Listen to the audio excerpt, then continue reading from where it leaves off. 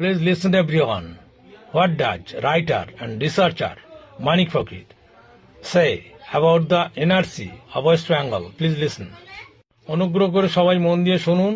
বিশিষ্ট গবেষক লেখক মানিক ফকির এনআরসি সম্পর্কে কি বলছেন শুনুন মন দিয়ে।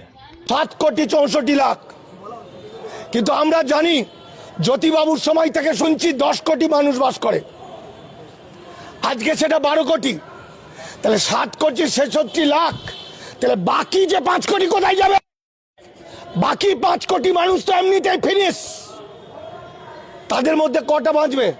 তাহলে বাকি 5 কোটির মধ্যে যদি 4 কোটি ফিনিশ হয়ে যায়, তাহলে আবার যদি 2002 সালের হিসেবে কালকের কাগজের রিপোর্টে যদি 3 কোটি হয়, তাহলে 1952 2002 সালে যার ভোটার তালিকায় নাম উঠেছে তার বাবা মায়ের জন্ম কত?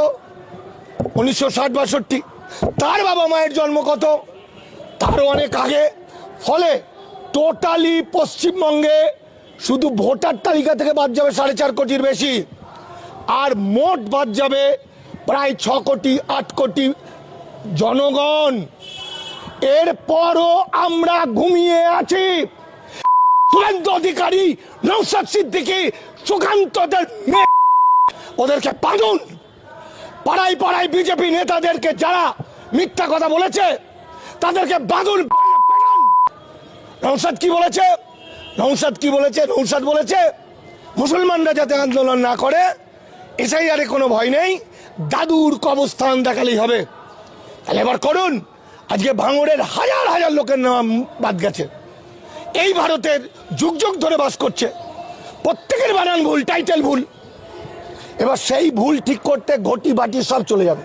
আমার এক জানা লোক, আসামে বাড়ি, আনসার আলী মন্ডল, 47 সালের দলিল, 8 মাস ডিটেনশন ক্যাম্পে ছিল, 6 লাখ টাকা দিয়ে সে নাগরিক প্রমাণ করেছে। নওশাদ এই টাকাটা দেবে? তাহলে ভাঙড়ের লোকের উদ্দেশ্য বলছি, যারা নওশাদের অন্ধভক্ত তারা এখনই কবরস্থানকে দাদুর কবরস্থানের ছবি তুলুন, নওশাদ বলে দিয়েছে। এবার ঝাঁক ঝাঁক লোক চলে যান ফুরফুরা শরীফে, আমরা দূর থেকে দেখিয়ে দেবো, দিয়ে ওই দাদুর কবরস্থানের ছবিতে সই করে নিয়ে পোর্টালে ঢুকিয়ে দিন। দেখুন, শান্তনুর সই করে দেওয়া মতুরাও বেঁচে যাবে, আর নওশাদের বলা এই লোকগুলো বেঁচে যাবে, আর আমরা যারা লড়াই করছি এই পারের মানুষ, তারা আমরা ডিটেনশন ক্যাম্পে যাব। এসব চলবে না। এইসব মিথ্যা কথা বলে বলে আজকে 7টা বছর ধরে আমরা অন্যায়ের বিরুদ্ধে বলে যাচ্ছি, যেটা এটা ভারতবর্ষের